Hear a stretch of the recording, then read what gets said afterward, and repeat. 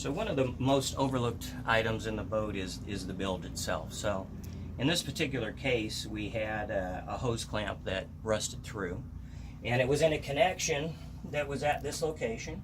So when the bilge pump would come on, it basically was draining back into the bilge, into an area that doesn't actually drain into the bottom of the bilge until we're out at sea. So obviously creates a problem. So we replaced the hose clamps. We actually cut down some of the hose, made it a little bit neater here, and redid our connection at the bottom, and then of course we tested it out, make sure that we didn't have any leaks. So something that you really need to watch when these are up in place. Sometimes it's very hard to tell that it's broken.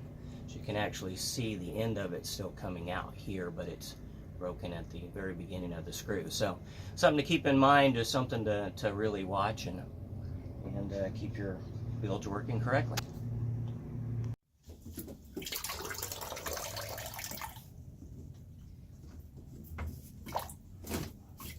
Now if we actually even went to that one, Yep.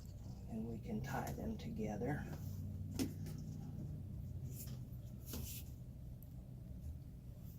And make that look pretty nice, I think.